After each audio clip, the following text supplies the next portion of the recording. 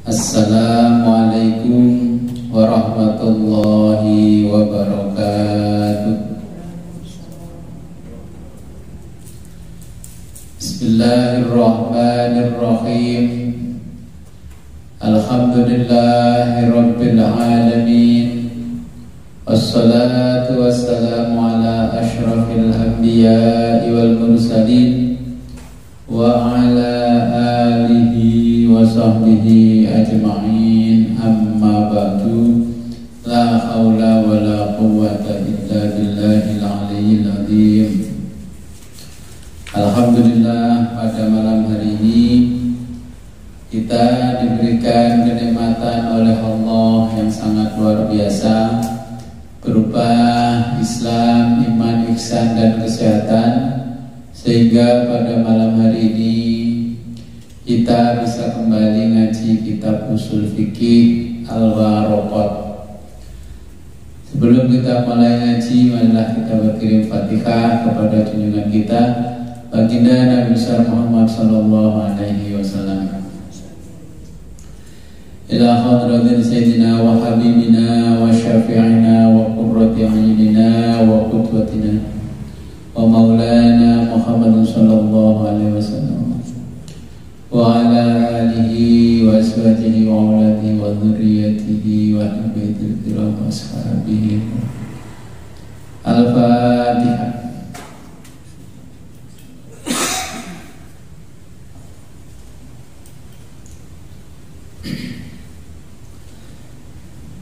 Thumma ila arwahi sa'adatina Abi Bakr wa Umar wa Utsman wa Ali wa Hamzah wal Abbas wa Sayyidina Al-Hasan wal Husain wal Ashrati Mubashirina wa Tabi'ina wa Tabi'ina lahum bi ihsanin ila yaumiddin. Al-Fatihah. A'udzu billahi minasyaitonir rajim. Iyyaka na'budu wa nasta'iinu shiratal ladzina ghairil maghdubi 'alaihim waladdallin. Thumma ila arwahi sayyidatina Fatimah al-Batul binti Sayyidil Mursalin wa sayyidatina Khadijah al-Kubra wa Aisyah al-Ridha wa sayyidina Ali Zainal Abidin wa banihi sayyidina Muhammad al-Baqir wa sayyidina Ja'far Shadiq wa sayyidina Al-Mu'ayyid. Al-Fatihah. Iyyaka na'budu wa ghairil maghdubi 'alaihim. Thumma ila arwahi mu'allif kitab Al-Waraqat Imam Al-Haramain Abdul Ma'ali Ziyauddin Abdul Malik bin Abdullah bin Yusuf bin Muhammad Al-Zuwaini wa Al-Imam Al-Jalaluddin Muhammad bin Ahmad Al-Makhalli Asy-Syafi'i rahimahullah ta'ala wa nafa'ana bihi wa nafa'ana bihima wa barakatihima fid dharaini wa li walidayhi wa li masyayikhihima. Al-Fatihah. Iyyaka na'budu wa iyyaka nasta'in. Thumma ila arwahi abaina wa ummahatina wa ajdadina wa jaddatina wa usulina wa furina wa ala al-khadirina fi majlisina hadha. Al-Fatihah.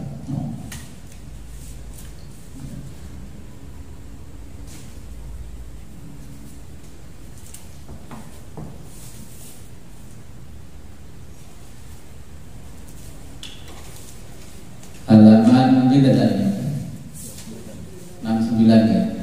Wa inna ma yasihun.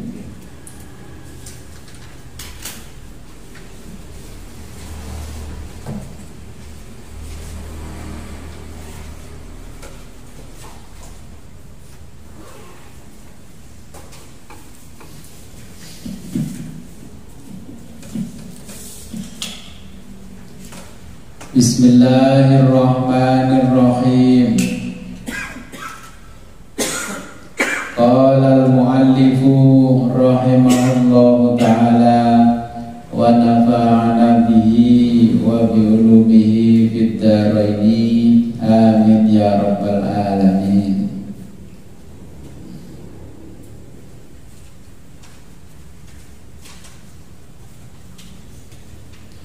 Wa innama, dan bahwa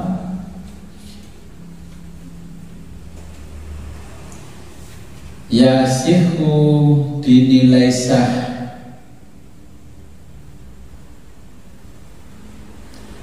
apa al-istinahu, pengecualian,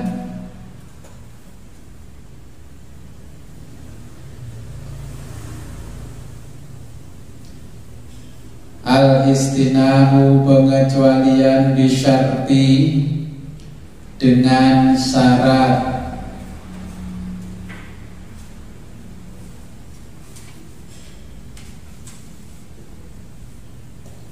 ayyabqa, masih tersisa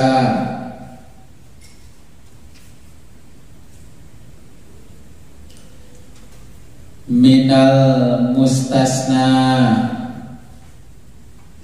dari yang dikecualikan, minal mustasna minhu, dari yang dikecualikan,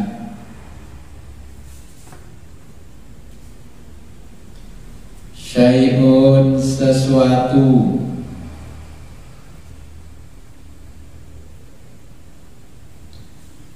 nahwu, contoh,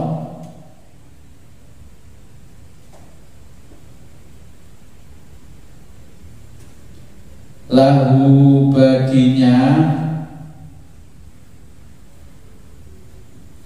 alayya, atas tanggunganku,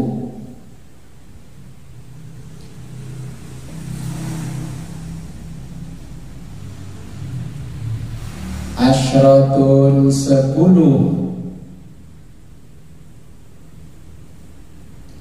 illa, kecuali, tis'atan, 9,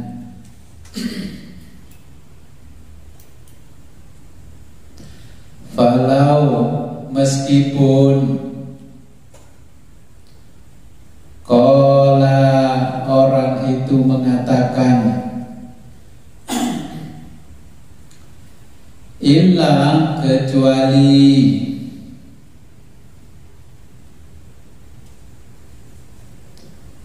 asyratan, 10,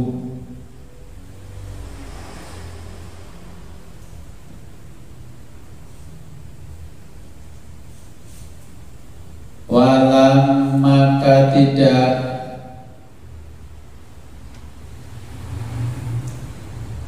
yasiha, sah, istisna itu, istisna, pengecualian,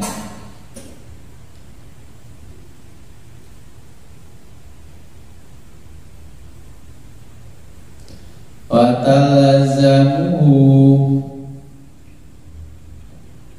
dan tetap berkewajiban menanggung,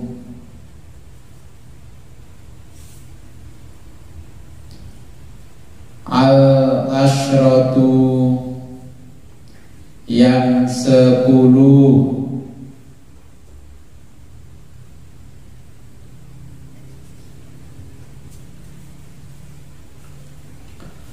wa min, dan termasuk,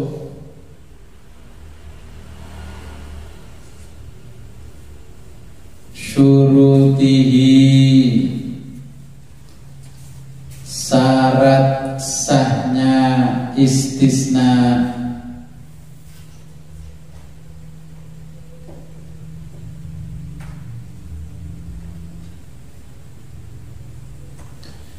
ayyakuna, adalah ucapan,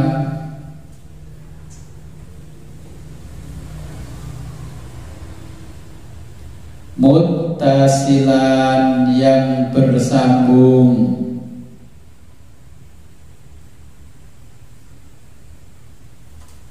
bil kalami, dengan perkataan,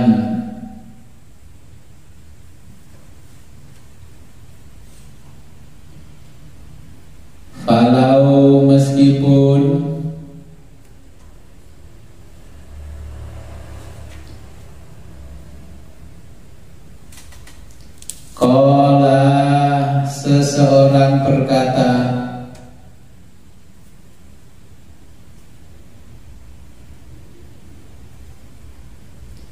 Ja'a telah datang,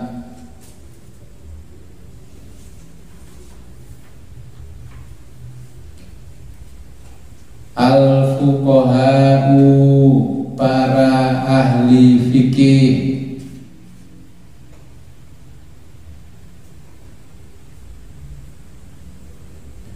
summa kemudian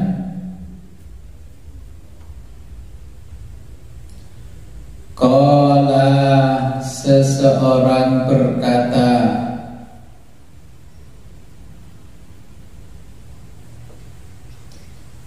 ba'da yaumin setelah satu hari,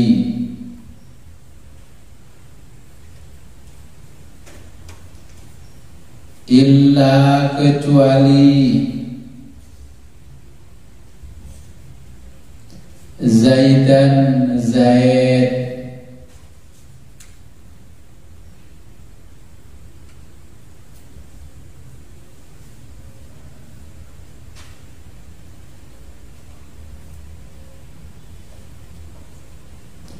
lam yasihha, lam yasihha maka dianggap tidak sah istisna itu,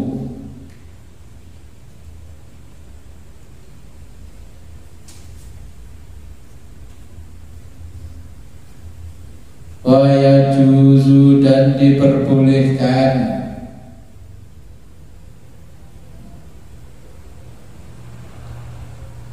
taqdimul mustasna, taqdimu mendahulukan al-mustasna yaitu mustasna,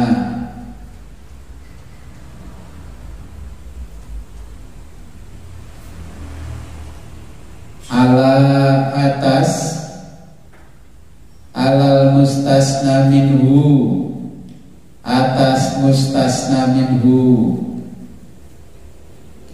pengecualian dan yang dikecualikan.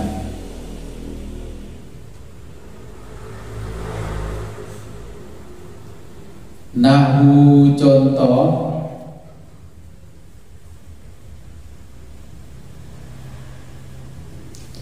maqoma ma tidak, koma berdiri, illa kecuali Zaidan Zaid, ahadun seorang pun,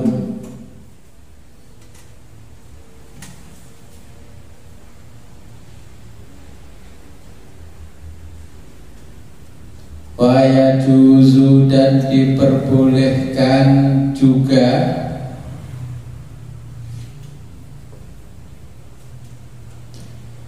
al istisna'u istisna,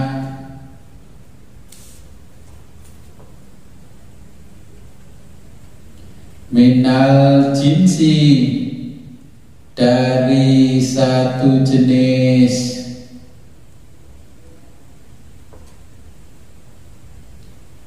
kama taqaddama, kama seperti contoh,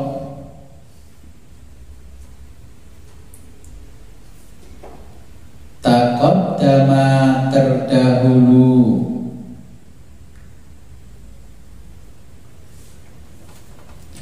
wa min dan dari,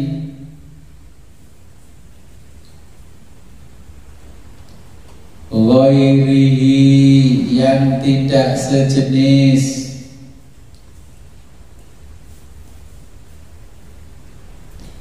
nahwu contoh,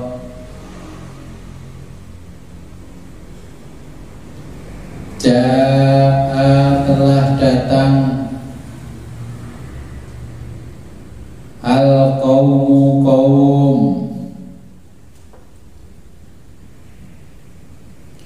illa kecuali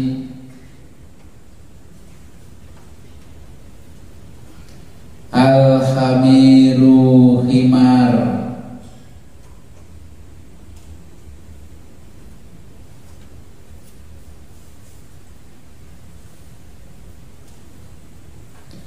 wasyartu dan syarat, wasyaratul mukhassasu dan syarat al-mukhassasu menjadi pentaksis. Dengan tulis pentaksis saja dulu, ya, nanti saya jelaskan. Yajuzu boleh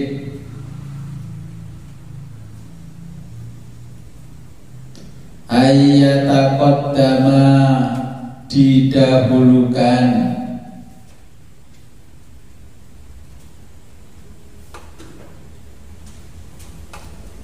alal masyruti ala dari al masyruti yang dikenakan syarat,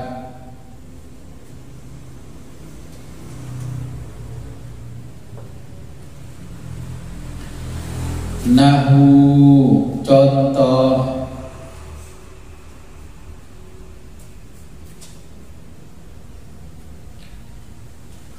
in jika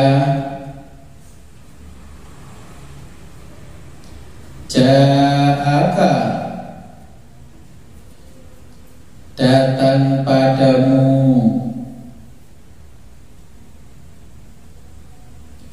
banu anak cucu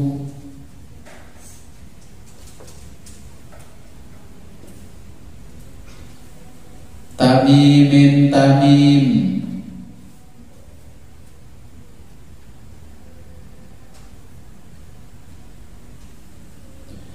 fa'akrimhum maka muliakanlah hum mereka,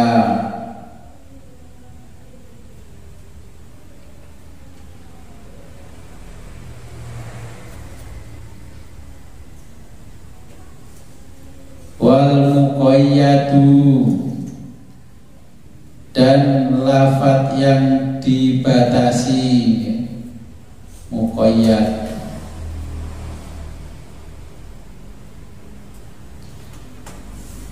bisifati dengan sifat,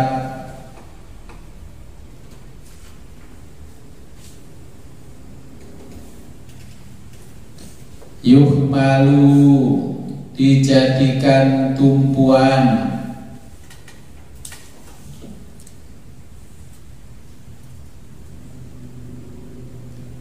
alaihil mutlaqu alaihi arah, al mutlaqu lafadz mutlak,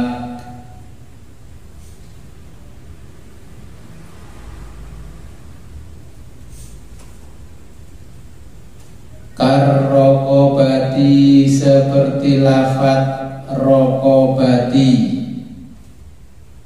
artinya budak, dengan kasih dalam kurung budak.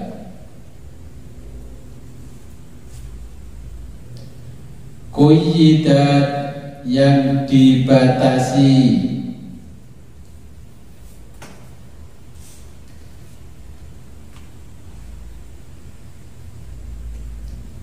bil imani dengan iman,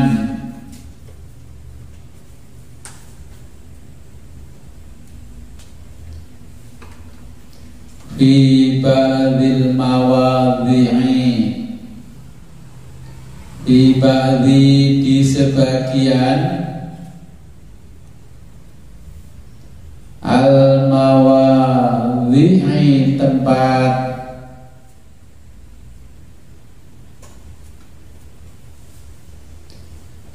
fi kafaratil qatli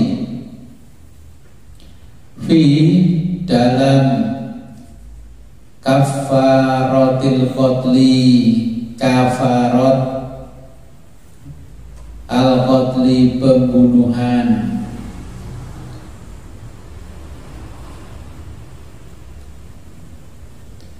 Wa utliqat, dan dimutlakan,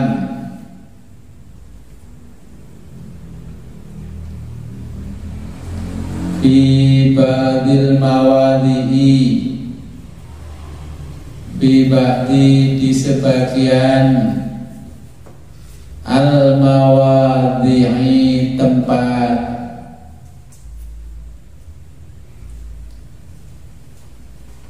kama, sebagaimana,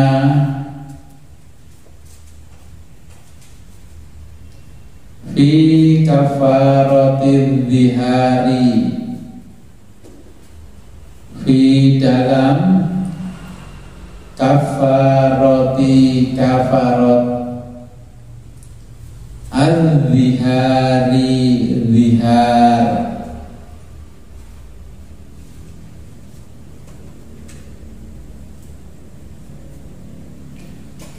Fayuh malu, maka diarahkan, fayuh malul mutlaku, maka diarahkan, al mutlaku, lafaz mutlak, alal muqayyadi, itu kakean alam ya. Salah satunya dengan coret mod. Alal muqayyadi, pada lafaz yang dibatasi atau muqayyad. Ihtiyatan, untuk kehati-hatian.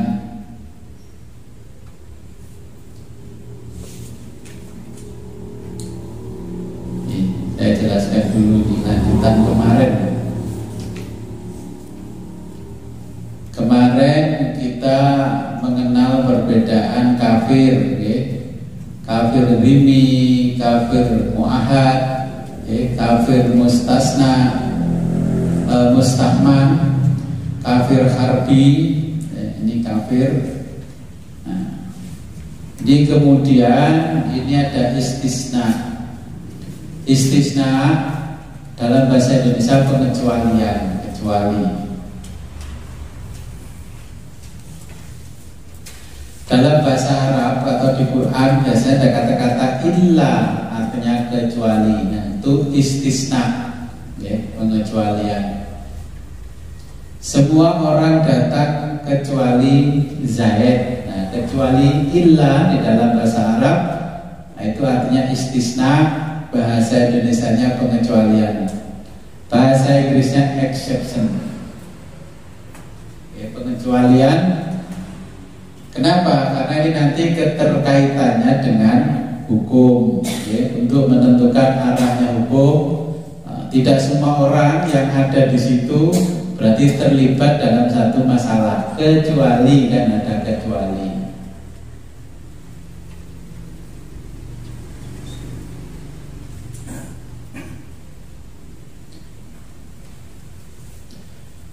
Namun di dalam istisna ini syaratnya dengan kalimat yang muttasil, ya, bersambung dan terputus pun sama. Semuanya ini punya saya kecuali yang ini. Nah, ini kan menjadi istisna. Tapi ternyata sesuatu itu ada di situ, di tempat kita. Contoh, kalau kita mau bicara hukum, ketika terjadi perampokan, jenengan memang tidak merampok, tapi jenengan berada di lokasi perampokan. Jenengan tidak segera pindah dari tempat itu. Nah, maka ini semua perampok kecuali si A. Si A pun ikut terlibat, jangan ikut terlibat karena ketika terjadi perampokan di satu tempat namanya lokusnya itu, orang itu berada di situ. Walaupun ada istisna, Ya. Jadi ini pengertiannya istisna. Jadi pengecualian-pengecualian. Makanya nanti ketika ada rame-rame ada apa lihat dulu, karena ketika berada di satu lokus TKP, bahasa Indonesia TKP, ya, tempat kejadian perkara, segera minggir. Makanya orang sekarang itu kalau ada kecelakaan nggak langsung ditolongi karena takut jadi saksi, ya. Karena berada di lokus, istilah hukum lokus kalau ditempatkan diterjemahkan bahasa kita adalah TKP, tempat kejadian perkara. Ketika orang berada di TKP, ya, berarti orang itu dianggap tahu. Contohnya kalau kecelakaan bla bla bla bla, terus jenengan nolongi dan sebagainya, itu dianggap tahu. Maka ketika dianggap tahu, minimal jadi saksi. Ya, saksi terus diwari ke polisi, ke pengadilan dan sebagainya. Maka makin kesini orang tahu jadi saksi itu berat dan ribet, maka ketika ada kecelakaan dia langsung pergi telepon polisi, ya, orangnya kejet-kejet di sini sebuah karepmu karena dia tidak mau terlibat. Ya, maka walaupun di situ ada pengecualian si A, maka ketika terjadi satu peristiwa hukum seperti pencurian, perampokan, jenengan tidak segera pergi dari situ, berarti jenengan dianggap juga rampok karena berada di satu tempat yang sama, namanya TKP atau lokusnya sama. Oke.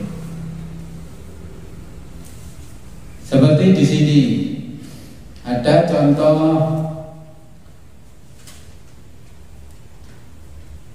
hormati Bani Tamim ketika mendatangimu. Siapa dia? Al-fuqaha, yaitu orang-orang yang ahli fikih. Kita diperintahkan menghormati Bani Tamim, tapi yang ahli fikih. Kalau ahli fikih ya biasa saja.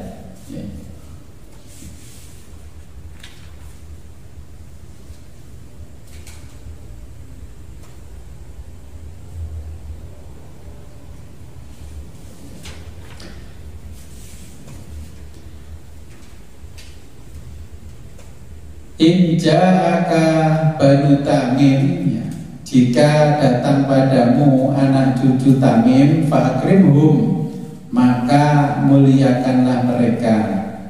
Nah, al-muqayyad ini lafaz yang dibatasi. Nah, muliakanlah mereka, ya, bisifati dengan sifatnya yang mana?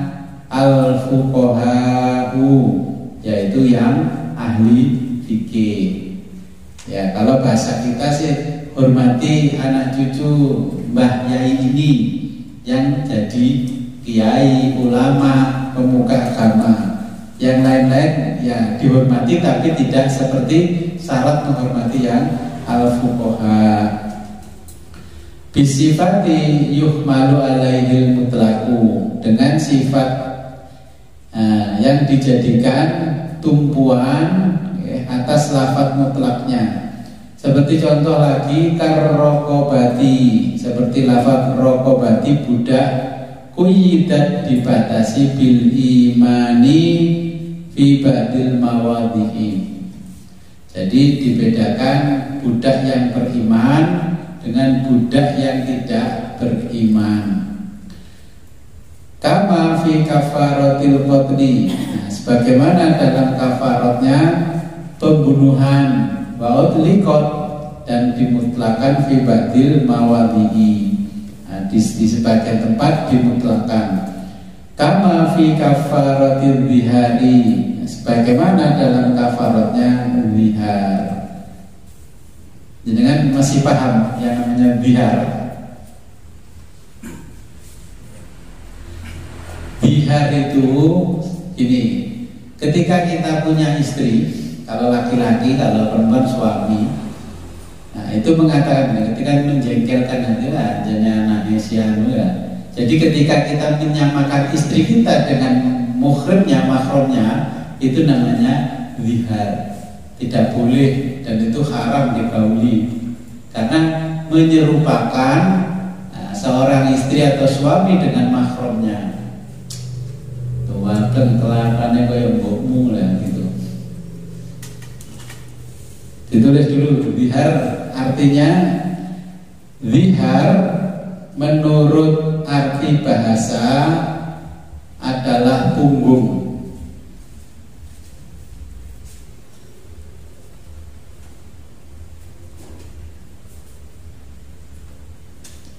Menurut arti bahasa adalah punggung, koma. Menurut istilah adalah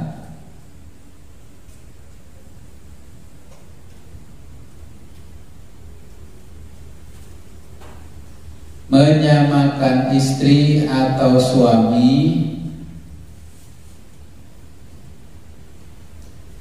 dengan mahramnya.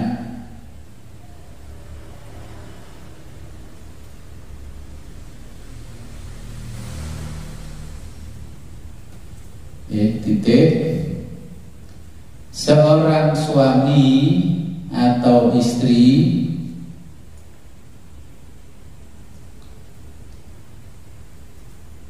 ketika bertengkar mengatakan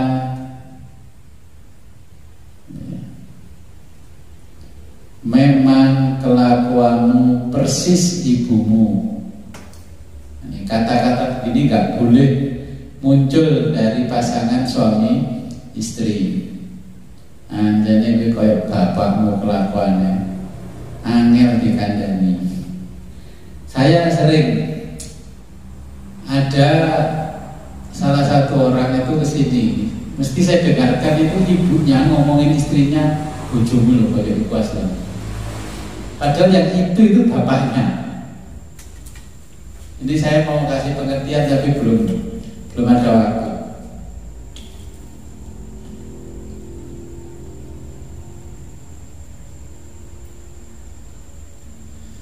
Arti yang lain, zihar itu menyamakan istri atau suami dengan orang yang haram dinikahi.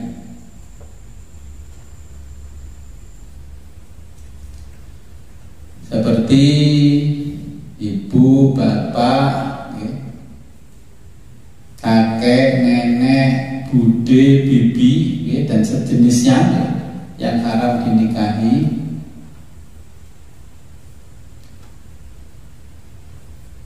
Contoh kalimatnya, contoh,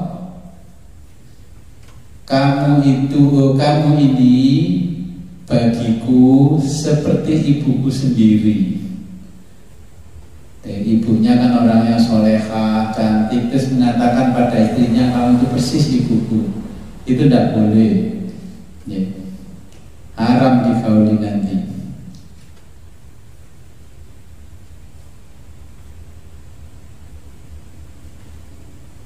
Ya, titik. Kafarotnya, orang lihat.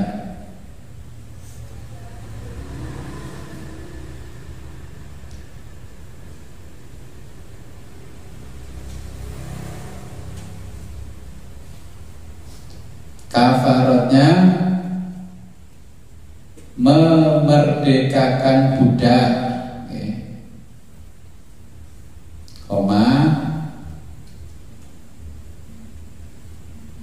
puasa 2 bulan berturut-turut. Kalau nggak bisa memerdekakan 2 budak, disuruh puasa 2 bulan berturut-turut, kalau nggak bisa puasa alasan macam-macam, lambung, memberi makan 60 orang miskin.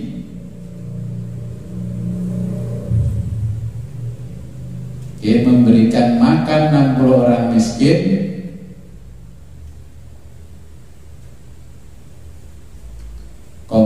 memberikan makanan lengkap dengan lauk pauknya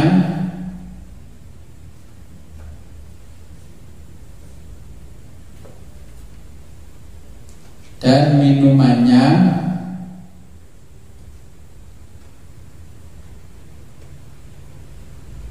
kepada 60 orang miskin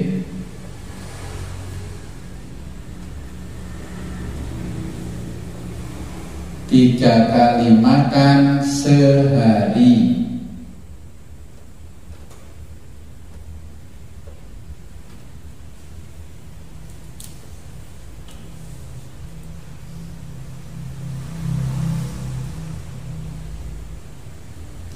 Jadi jangan sampai di antara kita terjadi yang namanya zihar. Ngelep mantu terus disamakan dengan ibunya, walaupun ibunya almarhum. Ibumu biyen ngene nduk, ngene saiki penek gantine kowe, awakmu begini. Berarti jenengan yang jadi mertua ngomong begitu kepada mantu menyebabkan haramnya anaknya jenengan menggauli mantunya, menggauli istrinya. Makanya jangan mengucapkan hal-hal seperti itu.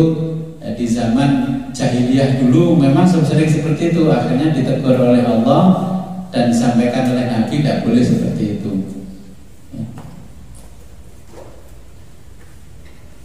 Atau ketika kita jadi orang tua punya mantu, anak laki-lakinya anak kita ngomong, anjene bojo bisa nyerateni aku kaya ibuku biyen almarhum semasa hidup, bisa melayani aku, bikinkan makan ambilkan makan nggak perlu ngomong, bikinkan minum nggak perlu ngomong, semua sudah tahu, nggak perlu saya omongin. Nah, itu masuk kategori yang namanya zihar. Terus menyamakan lagi dengan orang-orang yang haram dinikahi, nggak boleh. Bagaimana hukumnya Gus? Sebelum saya ngaji, ya hukum kan tidak berlaku surut. Sekarang mulai tahu, ya sekarang ke depan yang tidak boleh, ya tidak boleh. Ya, kemarin dianggap buta hukum, ya dianggap tidak apa-apa. Ya, jadi ini ada zihar. Zihar nggak boleh.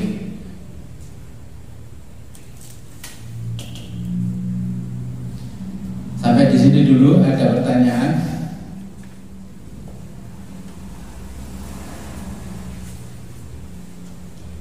Ini karena masih lanjutan yang kemarin ya, karena kemarin panjang sekali.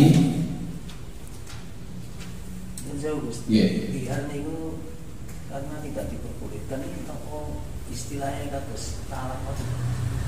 Jadi karena kita menyerupakan istri atau suami kepada orang yang haram dinikahi. Jadi berarti orang ini persis dengan ibu. Maka karena ibu itu haram dinikahi, maka kita tidak boleh menyamakan istri seperti ibu kita, seperti bapak kita dan sebagainya.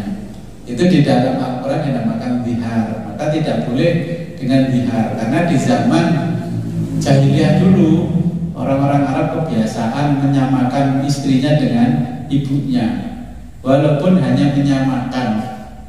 Ini tidak seperti talak, tidak seperti talak, tapi tidak boleh kita mengucapkan itu. Tapi semakin kesini saya pelajari kenapa Allah melarang. Memang kondisi psikis dan spiritual itu terganggu. Andai kata suami menggauli istrinya karena dianggap sama dengan ibunya, ya seakan-akan dia secara psikis menggauli ibunya. Jadi ini tidak sama dengan talak, tapi tidak boleh dilakukan. Kalau sampai terjadi melakukan, ya ada kifaratnya, dendanya itu ya, dendanya memerdekakan budak. Tapi kalau zaman sekarang nggak ada budak kan, ya, perbudakan sudah dihapus, tidak ada. Ya, puasa 60 hari berturut-turut, setiap hari memberi makan 60 orang miskin plus lauk pauknya. Bukan satu hari ngasih beras 2 kilo. 60 orang miskin. Karena bandingannya kenapa 60 orang miskin? Di zaman dulu namanya budak itu mahal tebusannya, ya, bisa jutaan lah kalau sekarang. Cuman sekarang kan tidak berlaku perbudakan. Kalau dikonversi dengan hitungan sekarang ya bisa puluhan juta, bisa ratusan juta. Kenapa ada perbudakan? Awalnya kan ada si A, orang ini punya hutang dengan si B, nggak bisa bayar. Akhirnya dia disuruh bekerja terus sampai dia bisa bayar. Tetapi di situ tidak digaji, kasih makan dan fasilitasnya yang lain. Kalau di kita ini perbudakan bukan orang tapi benda. Kalau punya sawah disendekno, sawahnya diutangkan ke orang lain, sawahnya digarap yang punya uang. Itu perbudakan harta. Oke. Sering kan menjumpai begitu. Saya di sini sering menjumpai. Bahkan saya sering nebus sawah-sawah yang disendekkan. Itu yang nyendekna ya mentolo takon hukumnya piye Gus nang fikih.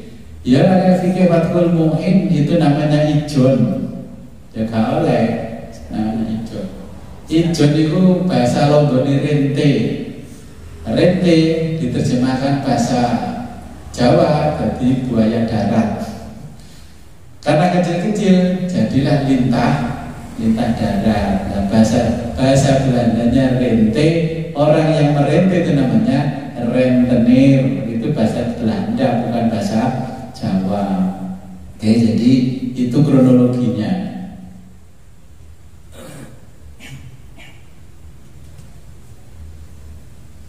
Pun cukup jelas. Kalau jelas saya lanjutkan ke berikutnya.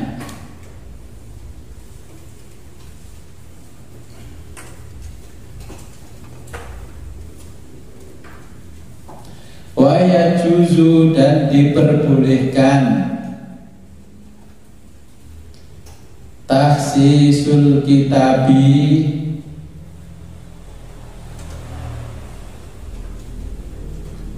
mentaksis al-kitabi kitab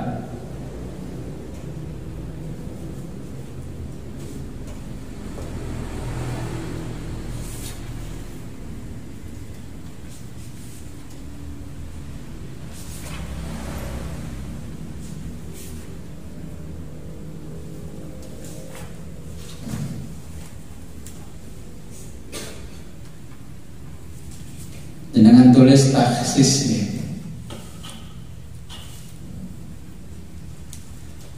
Taksis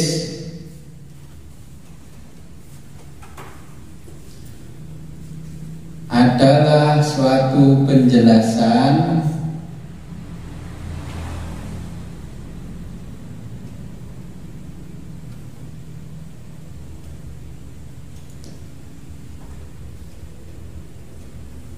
pengecualian satuan makna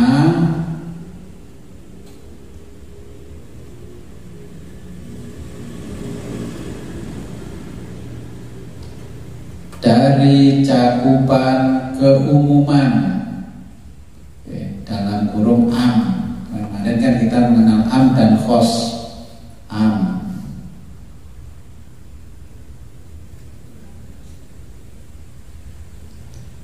Taksis adalah suatu penjelasan pengecualian satuan makna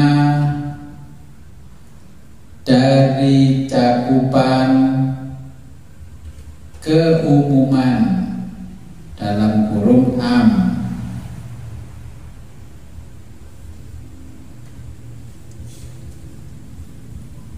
Baik dalil penjelasnya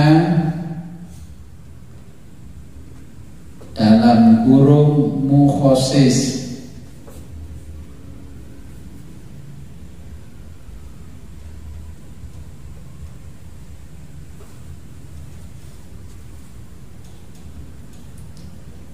bersambung dalam kurung mutasil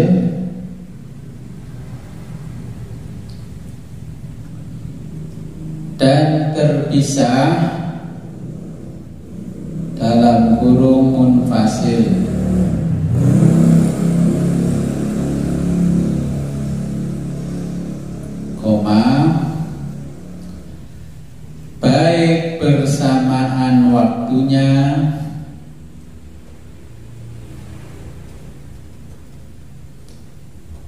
atau berbeda.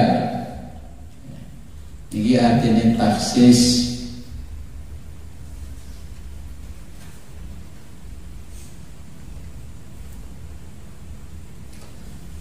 Jadi ini lanjutannya adalah wa yajuzu taksisul kitabi bil kitabi.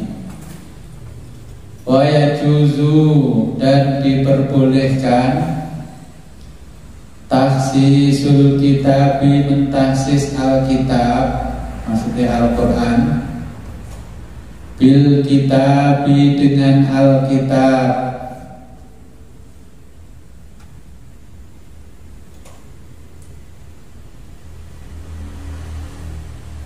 Nahwu, contoh,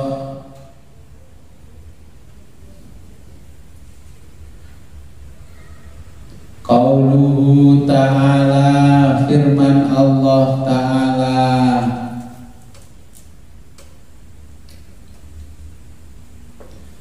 wala, dan janganlah,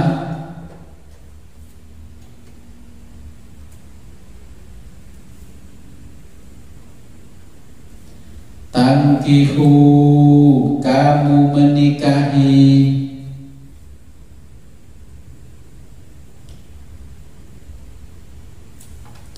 al-musyrikati, wanita-wanita musyrik,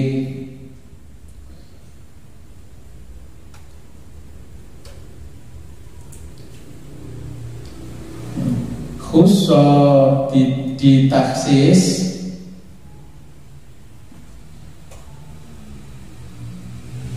biqaulihi ta'ala, dengan firman Allah Ta'ala,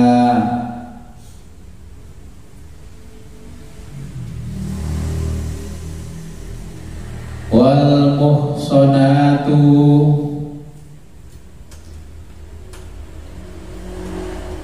dan wanita-wanita yang diberi kehormatan,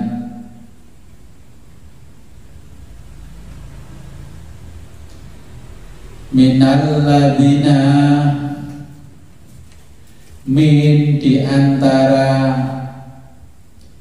minalladzina diantara orang-orang, utu yang diberi,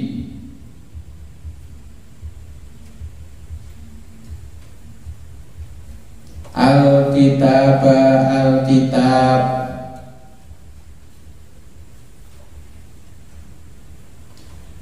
min qablikum, min dari, qablikum sebelum kamu,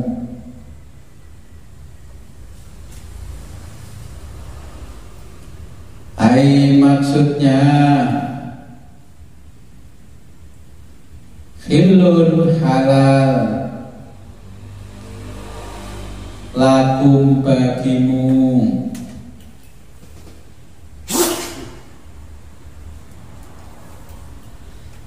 saya jelaskan dulu nih. Ini akhir-akhir ini kemarin ya, beberapa di awal tahun itu kan di TV, di media kan lagi viral orang nikah di gereja, okay. Yang laki-lakinya orang Nasrani karena itu gereja, terus perempuannya pakai jilbab, dinikahkan oleh seseorang, ternyata didampingi oleh pegiat keagamaan.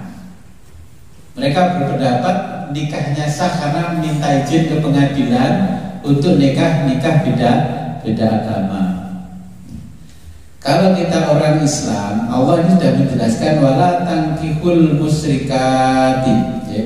Kita dilarang menikahi wanita-wanita musyrik. Kalau perempuan ya dilarang menikahi laki-laki musyrik.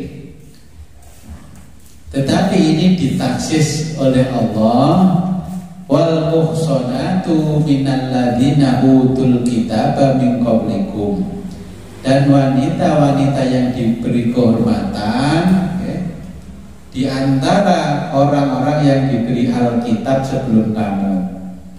Jadi apakah orang Nasrani boleh dinikahi? Kalau lihat ini boleh dinikahi. Perempuan muslimah boleh dinikahi laki-laki Nasrani. Dan sebaliknya, laki-laki muslim boleh menikahi perempuan Nasrani. Karena Alkitab. Kenapa sekarang faktanya ulama melarang?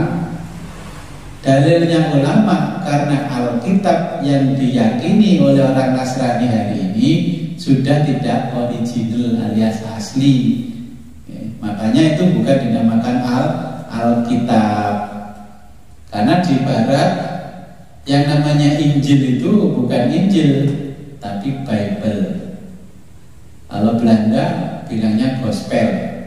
Padahal kalau dibaca ya mereka, ini kita melihat dari kacamata hukum Islam, ya kita bicara sebagaimana Islam. Karena ulama setelah meneliti ternyata itu dianggap tidak asli, maka laki-laki muslim dilarang menikahi perempuan yang non-muslim. Sehingga kalau di Indonesia diatur dalam undang-undang pernikahan, kompilasi hukum Islam ya tentang undang-undang pernikahan.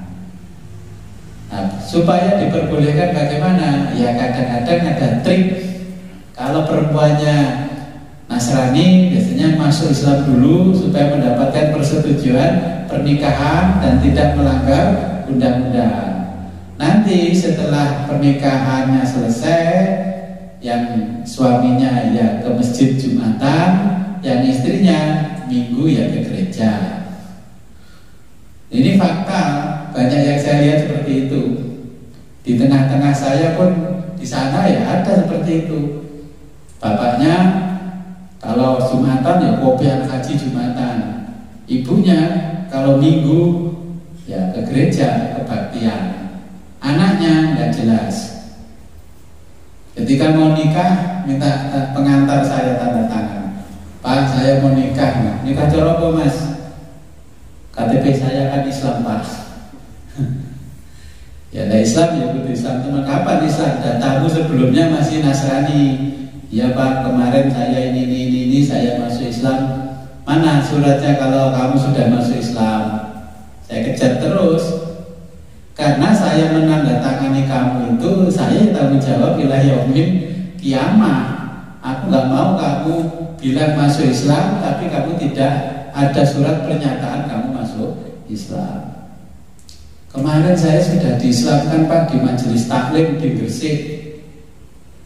Majelis taklimnya terdaftar kan namanya Kemenang. Waduh itu ya nggak tahu Pak. Terus gini, daripada kamu tuh ragu-ragu karena mau menikah, ya ini urusan iman. Kamu sekarang pergi ke KUA kota, ke sana bilang bahwa kamu mau masuk Islam. Tidak ada paksaan, tuntutan dan lain-lain. Kamu secara rela, ikhlas kamu masuk Islam. Nanti kalau sudah dapat surat dari sana, kopinya kasih saya. Ya akhirnya hari itu juga berangkat. Tadi nanti sebelum jam 12 sebelum saya berangkat kerja. Ya Pak. Terus akhirnya saya kasih pengantar nikah. Nggak tahunya mertuanya telepon dari Gresik sama mertua. Pak ini sudah belum. Kalau saya karena di situ sudah ada logonya Kemenang, ya, dan itu ada stempelnya kepala Kemenang, ya saya anggap sudah. Urusan hati, wallahu a'lam bishawab. Dan jenengan itu yang pilih mantu gimana bertanya saya. Nah ini karena apa? Di sana kayaknya Muslim taat, di sini Kristen taat Nasrani. Akhirnya ibunya yang saya panggil yang Nasrani. Bu, jenengan ikhlas dari mana? Anaknya mlebu Islam gara-gara pernikahan. Nggih Pak wis kula ikhlas pun pasrah lari mawon. Nggih, jangan ada tuntutan di belakang hari ya. Maka karena yang tanda tangan saya ini. Nggih. Nah, ini maka ini taksis. Jenengan nanti ketika didatangi orang, Pak, saya mau konsultasi pacar saya ini non muslim Pak, gimana orang tua nggak setuju ini. Ya oleh hukum Islam sih, kamu dilarang menikah dengan non muslim itu sudah diatur oleh undang-undang. Kalau di Indonesia kan sudah diatur dulunya diperbolehkan ketika Alkitabnya masih asli, namanya Injil, Tauratnya masih asli. Nah sekarang yang Taurat orangnya Yahudi sudah berbeda dengan Taurat di zaman Nabi Musa. Kemudian yang namanya kitab sucinya orang Nasrani, ya di mana negara bahasanya berbeda-beda, nggak ditampilkan. Kenapa ulama Islam itu mengatakan itu tidak ori? Alasannya kan berbeda ya dengan Quran. Kalau Quran diterjemahkan di berbagai bahasa di seluruh dunia, tapi teks aslinya kan masih ditampilkan. Nah kalau Bible ini tidak ditampilkan, ya pokoknya nang Jawa ya tadi Jawi Wetan, Jawi Tengah, Jawi Kilen dan sebagainya. Ini contohnya banyak kitabnya saya baca-baca, iya. Padahal kalau di Jawa maknanya begini, kalau orang Barat kan belum tentu. Seharusnya teksnya itu masih ada, barulah terjemahnya di sebelahnya atau di bawahnya. Jadi ketika ini ada perbedaan terjemahan kan bisa diselesaikan dengan metode tafsirnya. Oleh ini Indonesia itu jadi gini, lain Arab jadi contohnya satu shot, satu mood. Dulu kan orang nggak tahu. Oh kosong sampai mood. Di kita kan takeran. Dulu pakai apa itu rantang, pakai ya kalau naker panen. Nah, ternyata ketika di Arab istilahnya begini, di Jawa istilahnya begini, terus akhirnya dikonversi jadi sekian, terus ditentukan jadi ini. Nah itu kan karena teksnya masih ada. Karena tidak ditampilkan teksnya, maka pihaknya dari sudut pandangnya orang Islam itu dianggap tidak asli atau original, sehingga orang Islam di hukum Islam melarang umatnya menikahi ahli kitab. Dulu istilahnya itu ahlul kitab, ya. Orang ahli kitab itu halal dinikahi, ya. Termasuk Nasrani, Yahudi itu boleh dinikahi. Tapi dengan perjalanannya waktu, kitabnya sudah dianggap tidak asli dari sudut pandang umat Islam, maka ulama-ulama ini memutuskan undang-undangnya, laki-laki muslim atau perempuan muslim dilarang menikah dengan yang non-muslim. Nah ini kalau di dalam usul fikih namanya takhsisul kitab bil kitab. Kemudian wa takhsisul kitab bis sunnati. Wa takhsisu dan mentaksis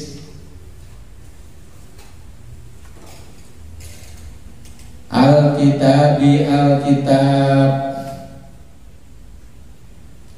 bisunnati dengan as-sunnah.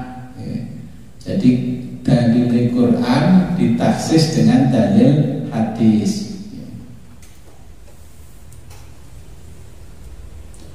Kataksisi seperti taksis Qaulihi ta'ala, firman Allah Ta'ala,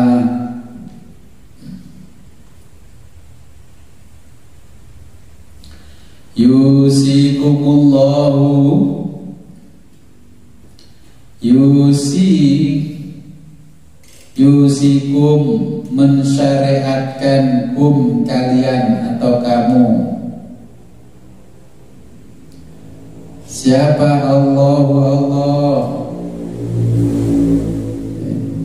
Allah mensyariatkan dalam kurung kamu. Fi auladikum, fi tentang dalam kurung pembagian waris, tentang pembagian waris.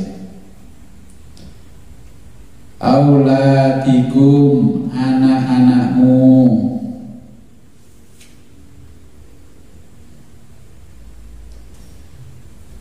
Ila akhiril ayati, ila sampai akhiril ayati, akhir ayat. Ini maksudnya ayat yusikumullahu fi auladikum, fi auladikum ila akhiril ayati syamili, asyamili yang mencakup lil waladi untuk anak,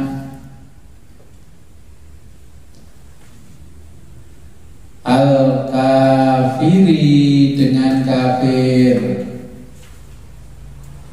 dengan kafir, al kafiri yang kafir,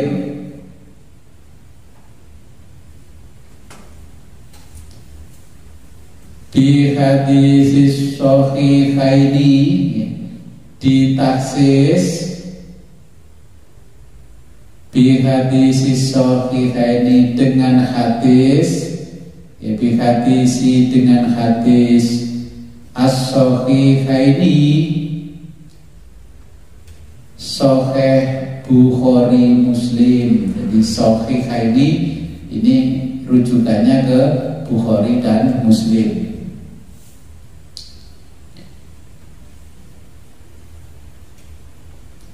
La yarisu,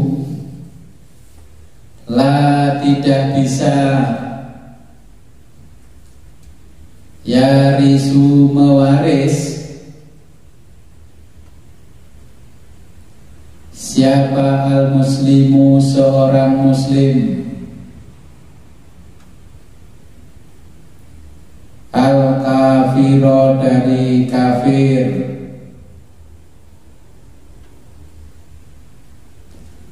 wala dan tidak pula bisa mewaris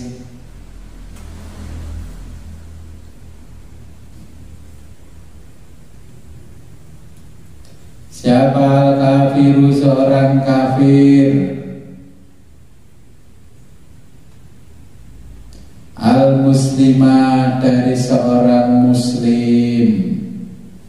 Oke, buat jelas ini.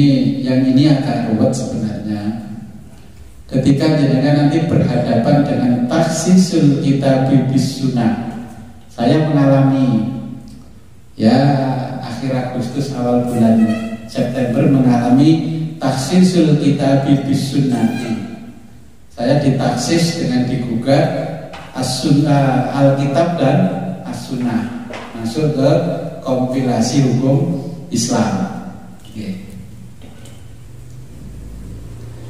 Jadi pas ayatnya ini saya membaca istisnanya, membaca materinya, bla bla bla bla bla, saya ingat, oh ya ini. Hanya saja karena saya tidak sarjana hukum Islam, saya tidak bisa beracara di pengadilan ketika saya mewakili orang. Kita kan ngajinya bisa, tapi karena tidak punya ijazah sarjana nggak bisa. Tapi saya tahu proses hukumnya, tahu, ya karena di situ juga ada taksis, ada ini, kita tahu. Saya baca, ya yang antar saya masih hamil, oh ya wis, saya sudah paham arahnya ini bagaimana paham. Nah, yang dimasukkan di dalam materi ya pas ini babnya. Karena babnya yusikumullahu fi auladikum ila akhir ayat dan ini tulisnya. Ya, niki dengan catat surat An-Nisa ayat 11 dan golek ini surat An-Nisa.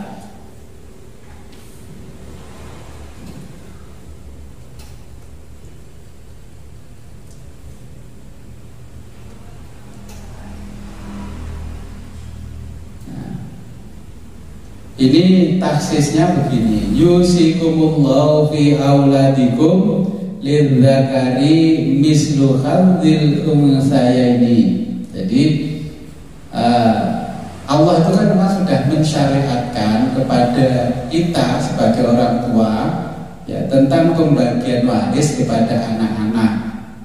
Nah, saya di dalam bab itu lidzakari mislu hadzil untsayaini. Jadi anak laki-laki, ya pembagian anak laki-laki mislu hadin sama dengan pembagian dua anak perempuan. Kalau istilahnya orang Jawa sak pikul sak gendongan. Pikulane ngene dawa. Lalah niku adae gede kesing gendong dikei rinjeng cilik. Dulur badoke mencang-mencang, lha apa sing bendina dijak tandur matur mak bapak malah kok kei sak gendongane ringgit cilik, pikulan gede dawa. Nah, ini baik guna nisahan, dan jika anak itu perempuan, nah, kebetulan taksisnya di tengah-tengah saya, anak perempuannya cuma satu. Fauqasnata ini yang jumlahnya lebih dari 2, falahunna sulusa, maka bagi mereka sulusa sepertiga, ma taroka, ma dari harta, taroka yang ditinggalkan. Ya kebetulan taksisul kitab bis sunnah itu pengadilan agama. Nah, kenapa ulama ini menulis ini? Jadi saya cerita nih, karena saya pelaku. Ya kalau saya ngaji ini kan kebetulan ini, dan saya punya pengalaman pribadi beberapa kali. Intinya begini, kalau jenengan nanti bab waris, mau bagi waris, kalau bisa selesaikan di rumah berdasarkan syariat Islam yang didahulukan Allah di sini. Kalau jenengan itu tidak bisa ilmu faraid, panggillah ulama yang ahli faraid. Kalau saya bisa ngitung faraid, tapi senior di atas saya itu yang tidak mau, kowe uyuhku lapor ngono kuwi. Gak berketuhanan. Nah, ini bukan berdasarkan ini. Ini pesannya Allah, maka di sini pas ini jenengan. Kalau membagi waris, bagilah sesuai apa yang disampaikan Allah. Yang dimaksud satu pikul, satu gendongan. Sejarahnya ini apa? Allah mengatakan kalau di Arab dulu yang bekerja apapun di rumah dan sebagainya itu anak laki-laki. Ya, anak laki-laki.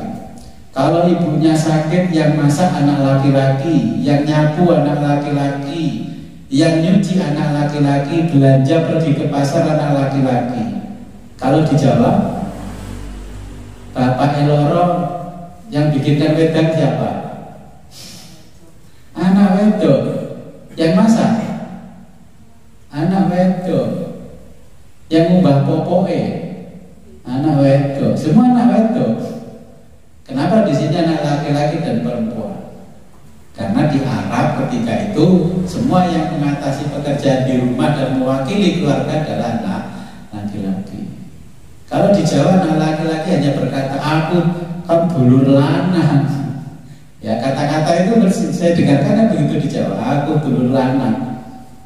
Orang Jawa mentafsirkan kata-kata ini, mentafsirkan ayat ini dengan kalimat begini. Karena anak laki-laki itu punya kewajiban menafkahi istrinya dan anak-anaknya, maka mendapatkan sapikul, ya, 2 bagian dari anak perempuan.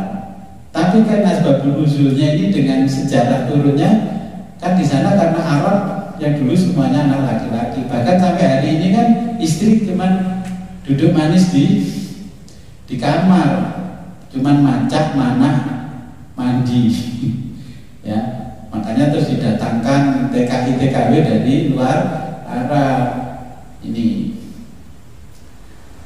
Nah, makanya kalau dengan ini, maka ikutilah ini. Ya, ikutilah ini.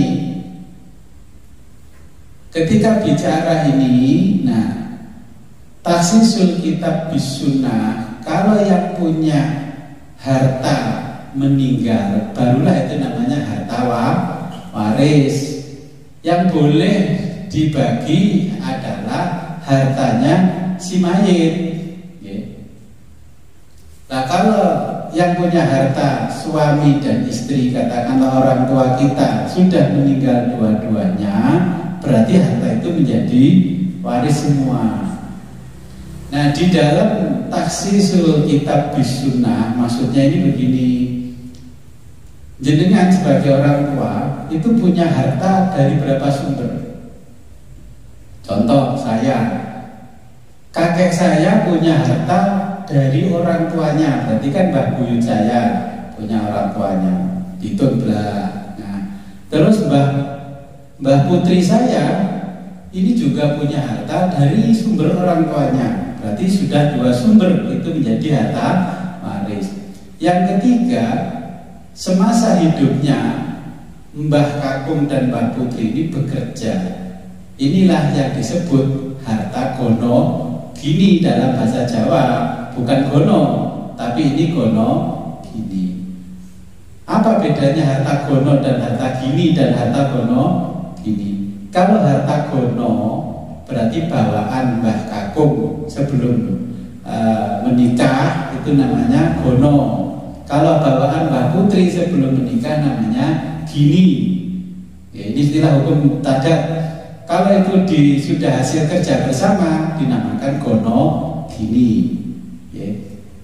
Jangan lupa loh, ya. Ada gono gini itu kalau bawaannya dengan suami sebelum nikah, punya rumah, punya mobil, punya sawah, dikasih orang tuanya atau hasil kerja masa bujangan, ini namanya harta gono.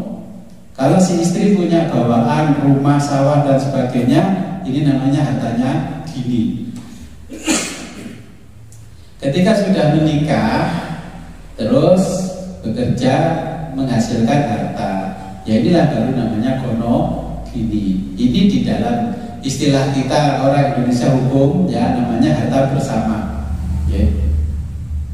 Ketika mewaris harta ini, jenengan harus menjelaskan bahwa si mayit itu semasa hidupnya nikah sah. Bapak A dengan ibu ini menikah sah, dengan pernikahan dikaruniai sekian anak, bla bla bla sebutkan. Nah di situ disebutkan sumber harta yang pertama, kakek kami itu dari orang tuanya berupa ini. Nenek kami dari orang tuanya berupa ini sumber kedua, sumber ketiga ini. Nah baru itulah masuk ke materinya. Tapi kalau jenengan suka, kowe tak jali tanda tangan iki mergo aku butuh dodolan sing iki, itu namanya nggak bagi waris, ya namanya sontoloyet itu. Iya, kalau sontoloyet besar, kalau sontoloyet kecil. Nah ini Al-Quran sudah menjelaskan. Maka jenengan kalau tidak paham ini, wis kadung maju di depan hakim, ditolak hakim. Apalagi jenengan tidak punya bukti jenengan sebagai pewarisnya, ahli waris. Sama contoh begini, Abah Zaini meninggal, istrinya meninggal lebih dulu kan.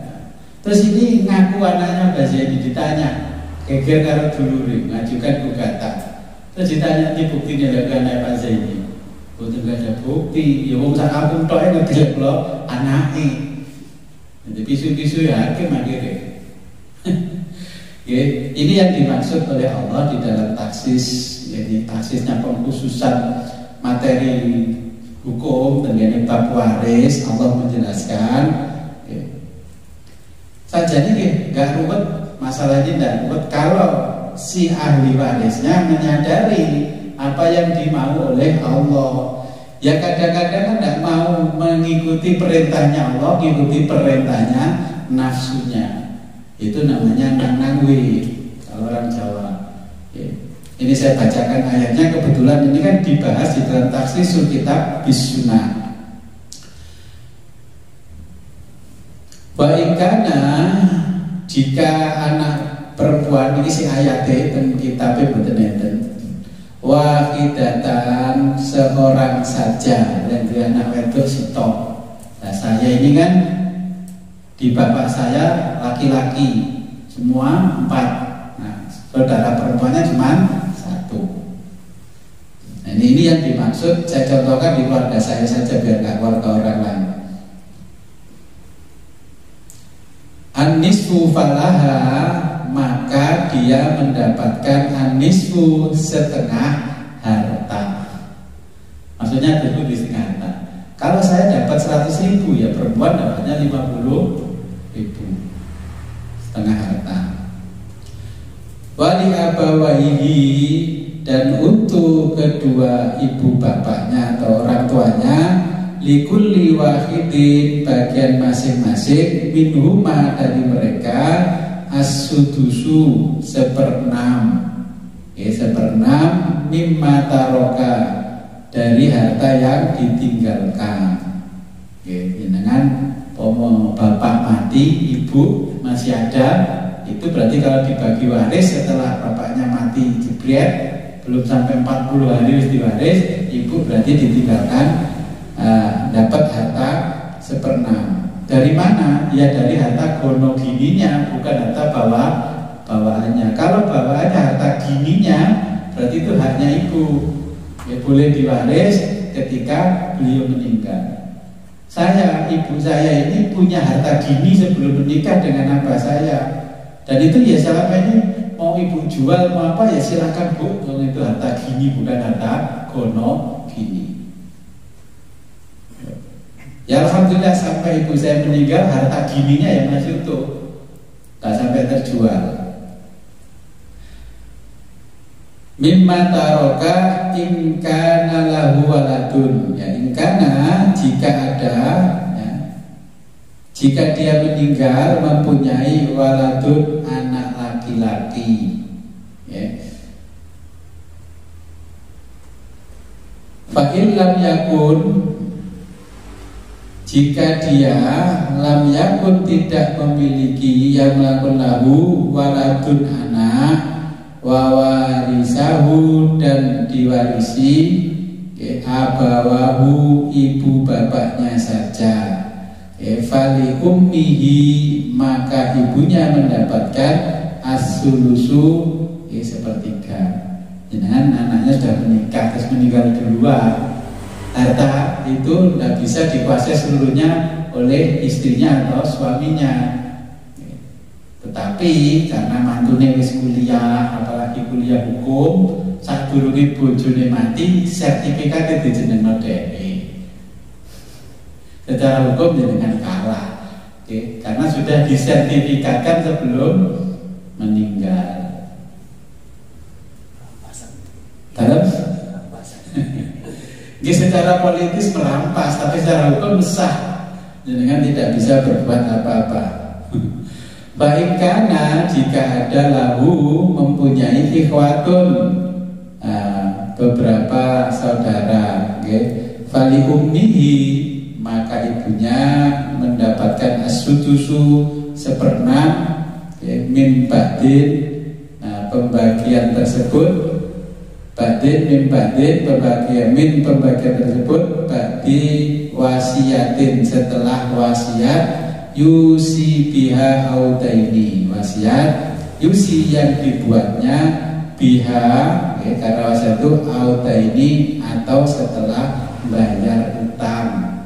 Makanya ketika si mayit mau diberangkatkan kan Pak Mudin matur dengan urusan akul adami hubungi keluarganya. Nah kalau memang untuk bayar hutang saja habis ya tak bisa diwaris, disudel. Aba hukum orang tua kalian, wa abna hukum dan anak-anak kalian la tadruna, jadi tidak mempunyai ayyuhum siapa di antaramu, di antara mereka, aqrabulahum naf'an, jadi lebih banyak laku bagimu naf'an manfaatnya. Jadi Allah itu memberikan alternatif gini, meskipun dulur lanang ini dapat sakikul, sing wedok sak gendongan, terus delalah nasibe masih gusi sing lanang man lebih tidak beruntung daripada saudaranya yang perempuan. Contoh, akhirnya ya pertimbangan hukum menurut Allah siapa yang paling membutuhkan. Wis mas gak apa-apa bagi aku PN tak tanda tanganane, bahwa si wedok wis gak apa-apa bagi aku sing sakikul PN tak tanda tanganane. Allah mengatakan pandanglah mana yang lebih membutuhkan. Makanya di situ ada alternatif pembagiannya sesuai dengan kesepakatan bersama, namanya mediasi keluarga. Tapi jangan meninggalkan yang ini. Jadi dituangkan dulu di atas kertas bagi waris sesuai syariat Islam, baru setelah ditetapkan ini bagian ini wis sing bagi aku tak kena sampean tak tanda tangani, sing bagi aku tak kena sampean tak tanda tangani. Ini yang dimaksud seperti itu. Jangan menggugat terus dengan tidak ngerti hukum, ditolak malah nggak bisa gugat lagi.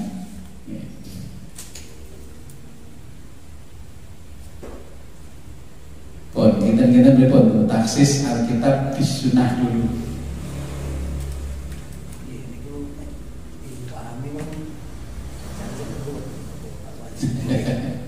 Sing kula nangitaken iki istri mendapat pernah.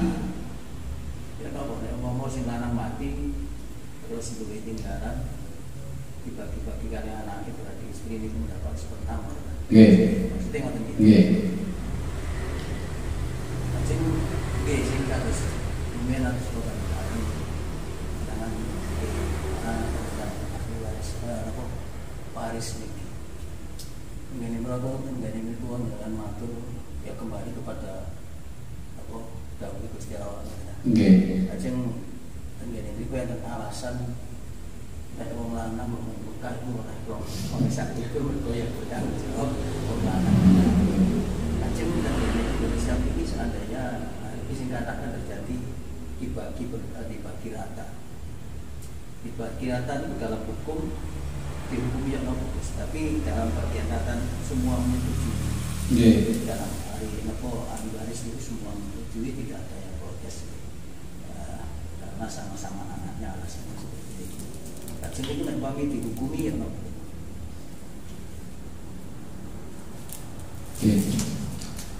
Jadi kalau kita melihat ayat ini, membaca ayat ini, Allah itu la tadruna nih, jangan sampai melihat nilainya dulu. Ayyuhum, siapa di antara kamu aqrabu lakum naf'a, yang paling membutuhkan. Kemudian Allah melanjutkan faridatan minallah, ini adalah ketetapan dari Allah. Bagi-bagi ketetapan dulu bagi Allah.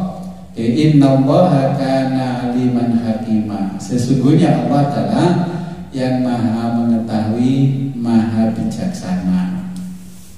Artinya kita itu setelah membagi sesuai dengan syariatnya Allah seperti di ayat ini, barulah setelah ditetapkan itu sudah menjadi bagian saya. Katakanlah dia sedikit sawah ini bagianku, dapat 1 hektar. Oke, itu harus dituangkan dulu di dalam pembagian, itu bagian saya. Setelah semuanya selesai syariatnya Allah, di luar itu Allah mengatakan seperti ini, aqrabu lakum naf'a. Pandanglah siapa yang lebih membutuhkan dari antara kamu. Terus saya mengasihkan ke saudara yang lain, ini sudah saya bagikan. Tapi setelah dibagi dulu secara syar'i menurut hukumnya Allah secara faraid, barulah di luar itu nanti dibagi. Sehingga ketika harta ini pindah tangan kepada saudara yang lain, sudah tidak masuk di dalam catatan pembagian waris. Berarti ada catatan tersendiri setelah dibagi waris oleh para ahli waris, baru itu diberikan kepada yang lain. Nah, cara memberikannya boleh dengan cara hibah, boleh dengan cara jual beli. Antara si saudara A dengan B, kalau jenengan mengambil prinsip hibah, makanya orang kan nggak tahu prinsipnya hibah. Hibah itu tidak boleh melebihi 50%. Dapat jenengan bagiannya 1 hektar kabeh, nanti nggak bisa digugat sama yang anak putu jenengan karena melebihi 50%. Kalau ingin ngasihkan betul-betul, ya wis aktenya jual beli. Walaupun tidak ada uangnya tidak apa-apa, jual beli. 50%. Ini tidak boleh melebihi 50% hibah. 50%. Jadi jenengan kalau mau hibah harus tahu prinsipnya hibah. Karena hibah itu tidak boleh 100%. Tadinya 50%, nah, di spend lagi sampai 50%. Makanya ketika pembagian waris itu sudah di luar hukum waris, mau diberikan kepada orang lain atau sesama ahli waris, itu Itu beberapa alternatif yang boleh dipilih. Mau dihibahkan, tapi kalau hibah dengan tanda kutip, dengan harus tahu prinsipnya. Kemudian atau dijual belikan. Orang sekarang lebih pilih jual beli karena lebih aman. Kalau jual beli dengan tidak kena pajak waris, hanya pajak jual beli. Kalau waris dengan pajak waris masih kena, nanti pajak yang lain juga kena. Makanya kalau jual beli mau diberikan 100% monggo, karena jual beli akadnya.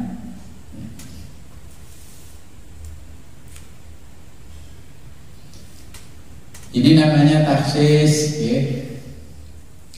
Jadi menjelaskan akan pengecualian satuan makna dari cakupan keumuman makna. Contohnya gini lah, kalau di ayat ini bab waris, di sini diarani harta waris inti.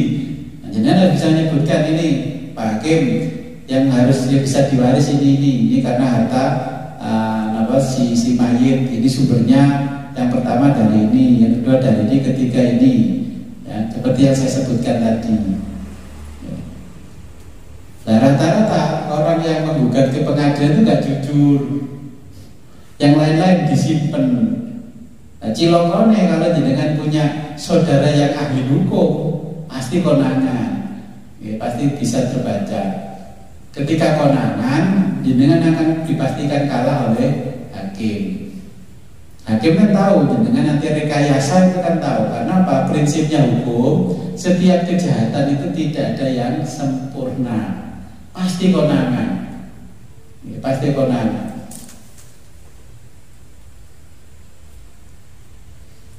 Sampun cukup, tidak ada pertanyaan. Langsung tengah jenguk. Menerangkan tentang pernikahan antara Muslim dengan non-Muslim, itu berbagai macam pernikahan. Seperti ini kadang-kadang ya pokoknya senang ya saya kira sementara bisa mari nikah, mari nikah. Jadi pertanyaan ini ku yang nikah ini mesti punya anak, bawa nikah anak, bisa keturunan ini terus ya apa jelas itu. Kalau kita pandang dari sudut kacamata hukum Islam, ya, ketika pernikahannya itu Islami, mengikuti syariat Islam, itu hukumnya ya dianggap halal. Tapi di tengah perjalanan balik murtadin maneh, ya, kembali murtad.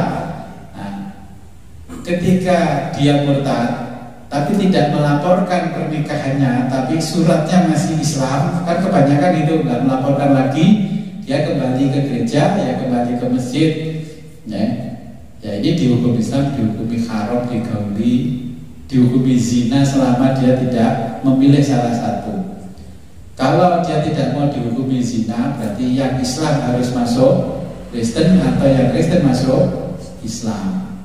Bagaimana kalau sudah punya anak? Nah, ketika dia catatan di hukum negara masih Islam, ya dia harus mencatatkan anaknya sebagai Islam. Aktenya juga Islam, walaupun keyakinannya masih Nasrani. Makanya terus sekarang undang-undang Dispenduk Capil itu diberi catatan nikah tercatat dan nikah tidak tercatat. Terus Mahkamah Konstitusi membuat satu putusan, bapak kandung, bapak biologis, itu ada dua bapak kandung, bapak biologis. Yang boleh disebut bapak kandung, lahirnya si jabang bayi ini setelah orang tuanya mengadakan akad nikah yang sah menurut undang-undang. Makanya ketika lahir anaknya ditulis anak kandung dari pasangan si A dan si B, dilahirkan pada tanggal sekian-sekian, muncullah akte. Nah, bagi orang yang nikahnya tidak tercatat, maka ini tidak dinamakan bapak kandung tapi bapak biologis. Ketika anaknya membutuhkan surat, ya, aktenya dia, di situ ditulis hanya ibunya sebagai orang tua tunggal. Sehingga di kita diatur sendiri tentang undang-undang pernikahannya.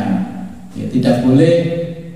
Jadi di undang-undang kita kan wis saiki milih kowe muslim, kowe Nasrani, kowe melok muslim, kowe melok Nasrani. Rata-rata orang nikah beda agama kan mesti ngakali hukum loh.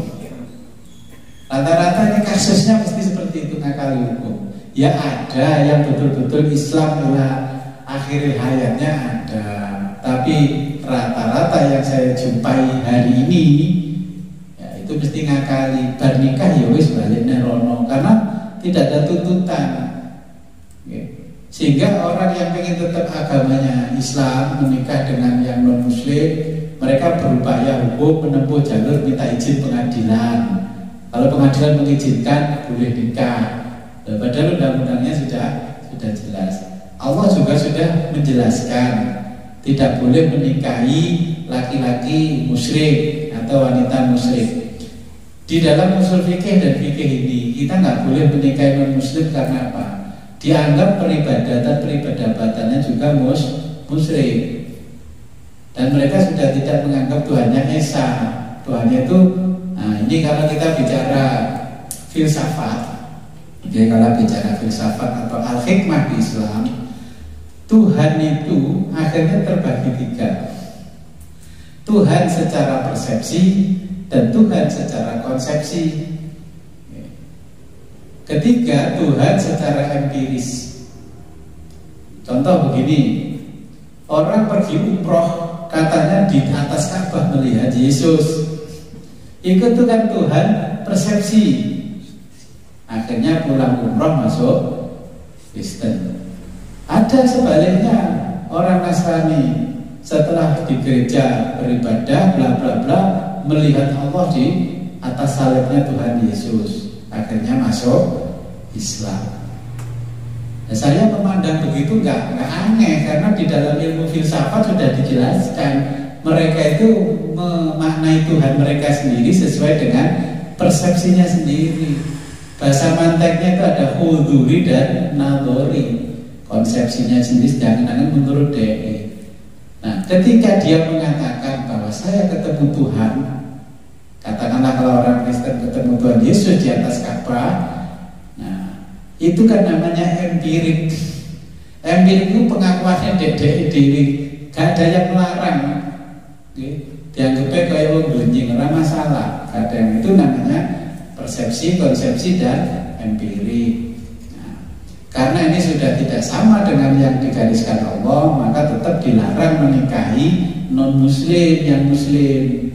Indonesia memfasilitasi undang-undang itu di kompilasi hukum pernikahan.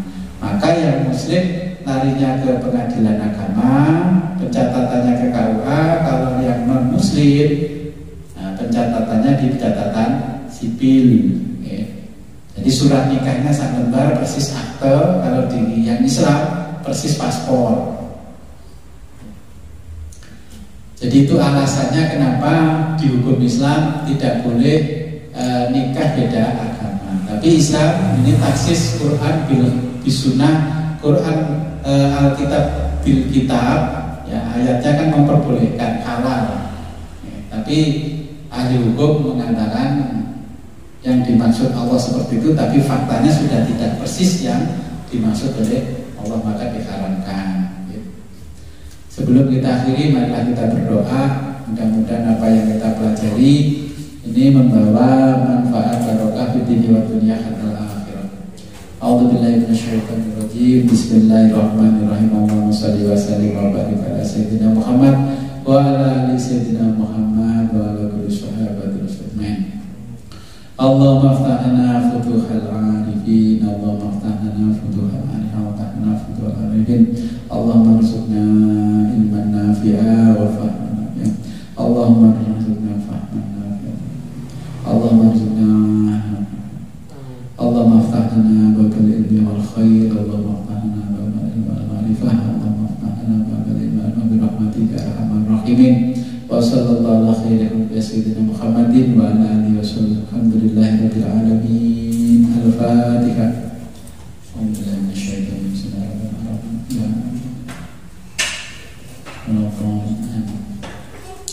Rabbi fa'anfa'na bibarakatihim wahdinal husna bihurmatihim wa amitna fi tariqatihim wa mu'afatim minal fitani. Akhirul kalam ihdinas siratal mustaqim wa billahi taufiq wal hidayah wa ridha. Assalamualaikum warahmatullahi wabarakatuh.